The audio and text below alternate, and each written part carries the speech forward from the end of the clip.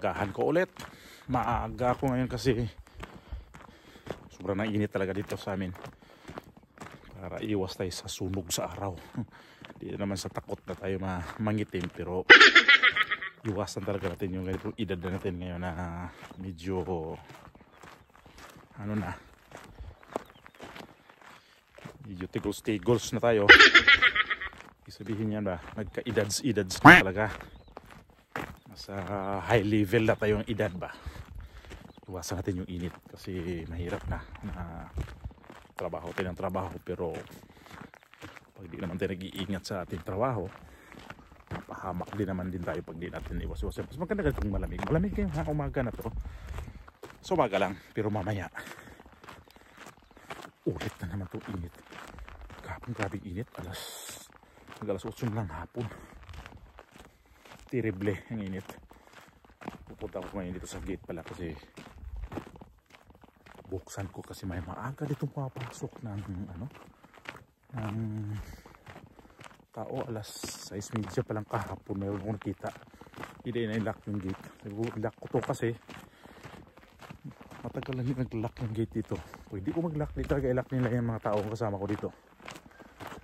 Madilim pa dito. Anong oras pa lang? Alas 6:05 ng umaga. Wow, wala siya na. Filipe. Kakaiba na naman siguro dyan. Kung aso kasama, wala Hindi sumama sa akin. Si Bruno sa Israel. Kasi ito yung trabaho. Pag sa hapon isara, pagka umaga ipadlock na naman to. Oh, Okay, so mayroon talaga nagbubukas dyan para hindi hindi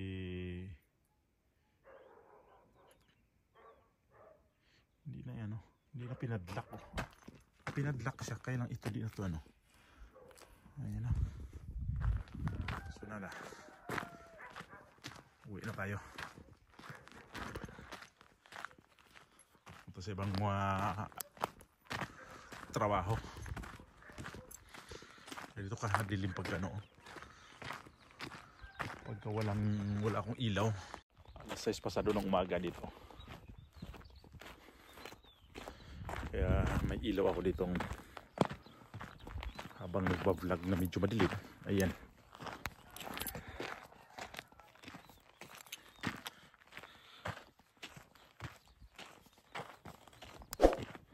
kita nyo na ko, kunting ilaw lang yan, maliit. Dito talaga gusto ko pag umaga kasi medyo okay yung hangin. Ngayon mas mataas ang temperature niya yata ngayon kaysa kahapon. Kailangan ng trabaho natin sa umaga dapat gagawin na natin ng kalusan, yung trabaho natin na medyo sa araw talaga tamaan ng sikat na araw. Ito ganitong oras ang maagang maganda para di tayo tatamaan ng araw, di tayo mga masusunog masyado sa araw pagka andyan na yung kasi alas 10 talaga grabe na ng init. Pero sabi ko nga pa rin dito, mas okay pa rin pag init kasi hindi ka talagang manglalagkit sa sa pawis. Dito ko sinamahan ng dalawang aso ko. Balik ko lang itong susi sa pick-up truck ng amo kasi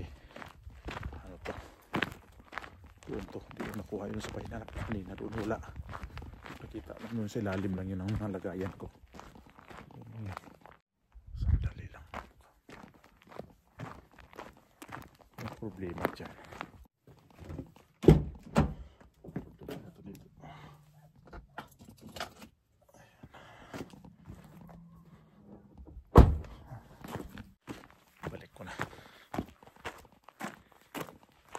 May basa dito. Basa ng to. Baka yung panggilig gumana. Pero alas 10 na ng umaga yun. Ito basa parang galing dito. Basa talaga. Kung saan ito nang galing. May dito. Sira na mga guma. Wala naman. Sinayos ko naman to. Hindi Tuyo. Wala akong problem. Ay nako, saan galing? Iniwanan niyo ko ni Israel Bruno. Dito negative din.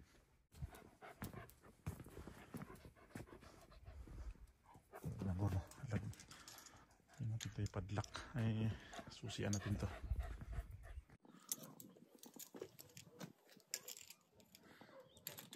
Ayan ang Israel pala Uy, saan kayo lang kahit dalawa?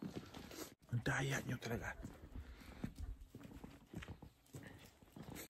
Napakalaghan talaga niya. May suro na naman dito. Nag-ali-aligid sa mga manok. Kung gagawin dito sa kabila. Hindi ko muna. Hindi ko mapagkita kasi ang hirap pag-iklaka. Wala akong magwalis lang ako.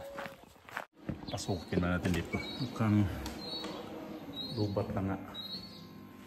Yan ang mula yung mga ito. Lubat ka, no? Kailangan daw paandar ng motor. Paandar rin natin para hindi ko siya mamatay ang kuryente dito. Ay, labas. Natin paandar rin ang motor. Tapon mo lang basura nito. Tapon na. Pinunas ko sa kotse. Ito, yung papel na ito pang punas ko sa sa salamin. Nakita naman ito sa mga aso. Kunin na naman ito. Kalat. Ayun na, mga anong oras ba? 6:45. Medyo maliwanag na.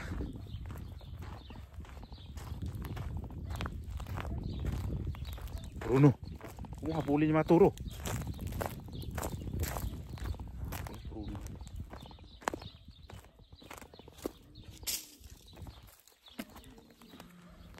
Ada tayo din. Lagay na rin tayo ng sa swimming pool. Yan bang si robot? Ang ingay ng mga turo, di ba? Kaya marinig dito pagka away ng mga turo. Away yan Andar to maya. Hintay ko lang yung tempo niya. Yan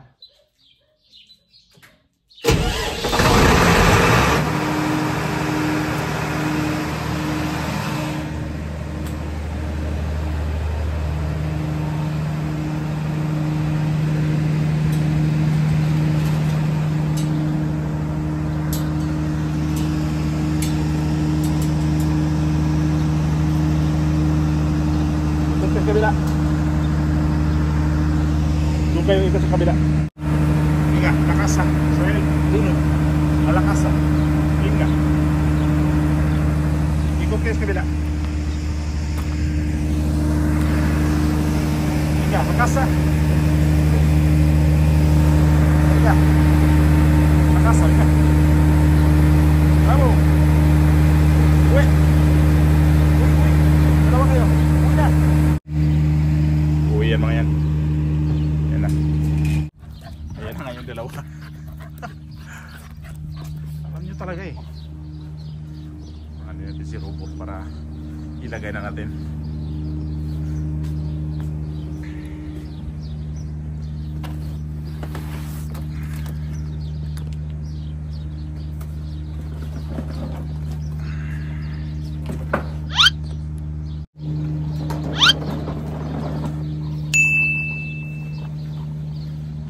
Maliwanag na.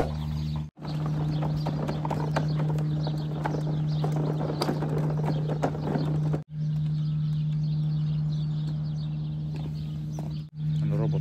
Umpisa natin sa trabaho natin. Robot?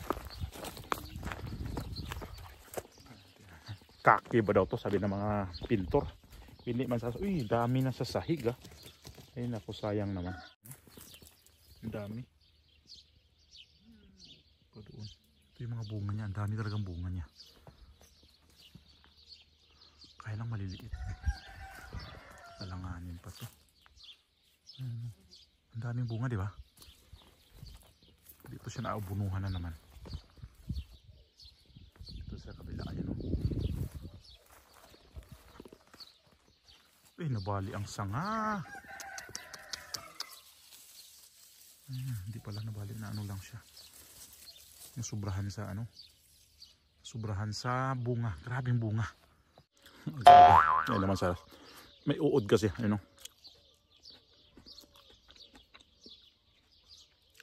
Apla.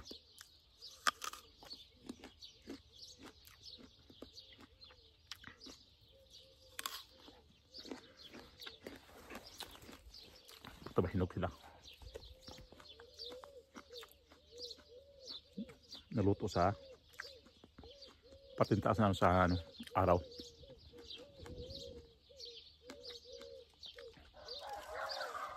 Try natin.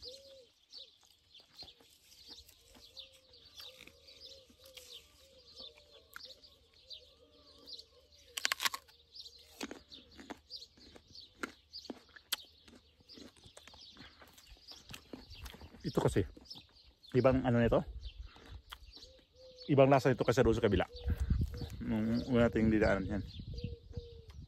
Iba yan, mas ano yan, mas maasim kaysa ito. Ito medyo matamis to kasi kayo sa kabila din.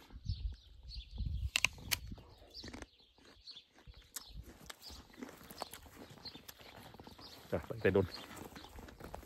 Oh, naman o. Oh.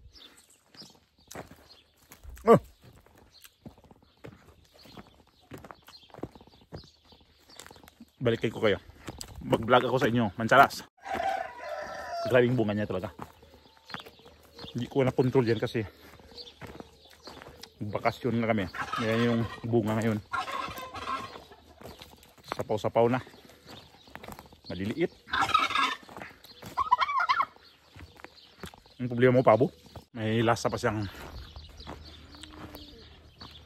medyo pakahila. Subukan ko nga mag with matching asin. Napaka-apla. Walang tigil sa laro. Karamdam na siyang ano, umupo na dito sa ano, sa gate. Bruno.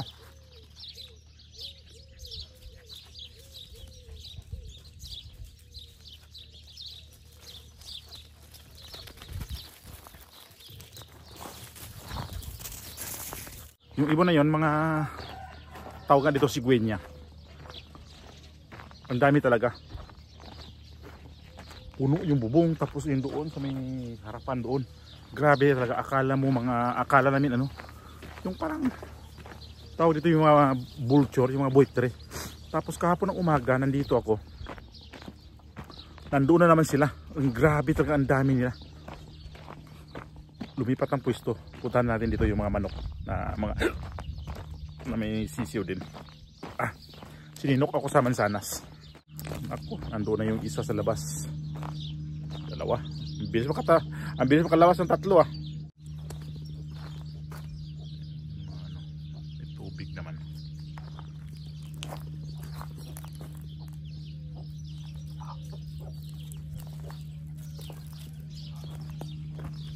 Bruno, huwag ka maghukay dyan ha.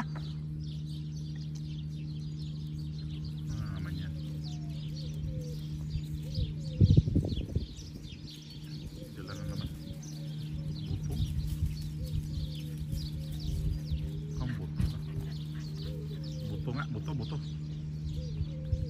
Wala talaga pakialam. Dadapa talaga yan. Sa pumurma din. Pumurma ka rin ha. Wow. Binibisita ko to. Kung under control ba. Ayan. Ito yung trabaho ko rin ako na umaga. Nagpalit ng mga buhangin yun na.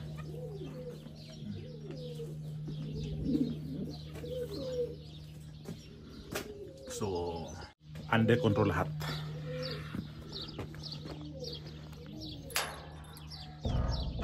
Tara na. Uwi na. Uwi muna tayo. Uy! Bruno! Sana ba? Pagod na yan. Kapot iniwan niya yung Mira dito sa labas. Pinabayaan niya kasi laro ng laro sa isa. Ayun na, nagwala na siya. Gusto nang pumasok. Ayun na, alas 7 na ng umaga. Alas 7:10 ng umaga. Time check ha. Alas 7:10 ng umaga. Ito na yon paligid namin. Maliwanag ang kapaligiran. Dito si Araw mamaya dadaan. Yan. Ito nga ako sa mansanas. Ang aga ko kasi kumain ng mansanas talaga. Pasok.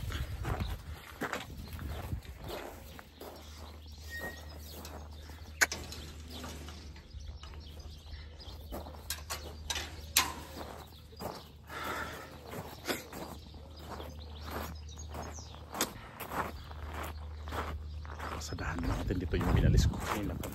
Nakuha ko ba lahat yung mga tubig. Tingnan ko lang kasi kung hindi ko nakuha yun, PRA, balikan ko na naman yan.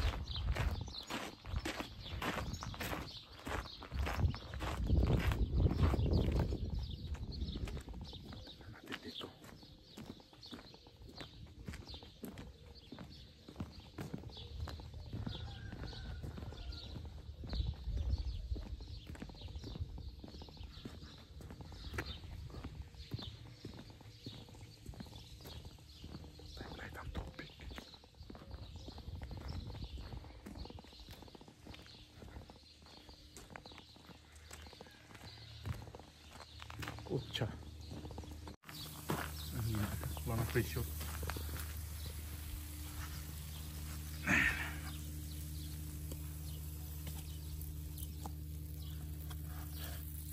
Balik natin ito.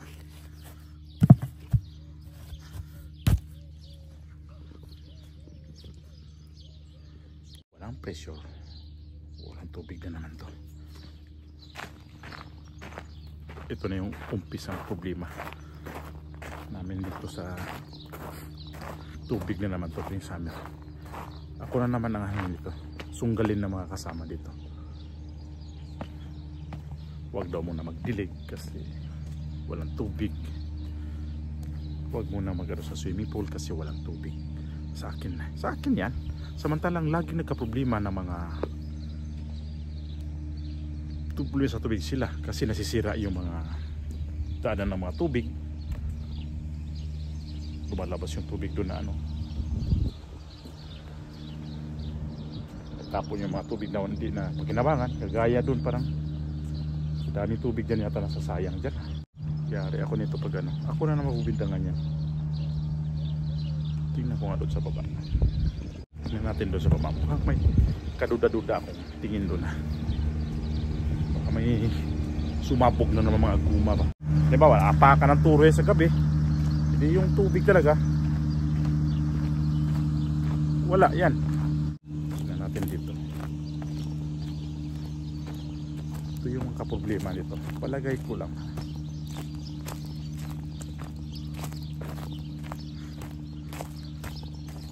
Kung ibalik na sa akin yan, ituro ko yan. Tingnan yung tubig sa baba walang tigil yan. Di nandyan nga yung tubig na yan ang kaproblema. Tingnan nyo naman, bumabaha siya doon.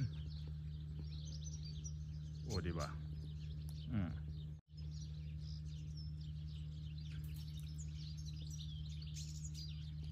Malayo.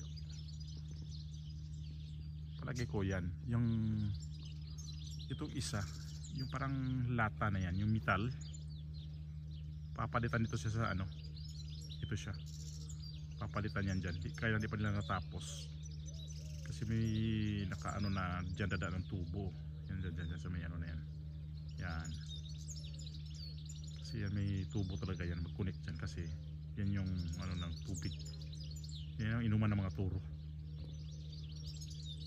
So dyan dadaan ng tubig, kaya yung iba mga sa tubig Hindi lang yan dito mga ano. Meron pa yan iba.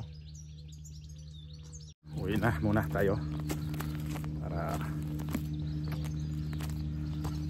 at saka pag uuwi tapusin ko na tong video na to. Maraming salamat sa inyo pagsama sa akin.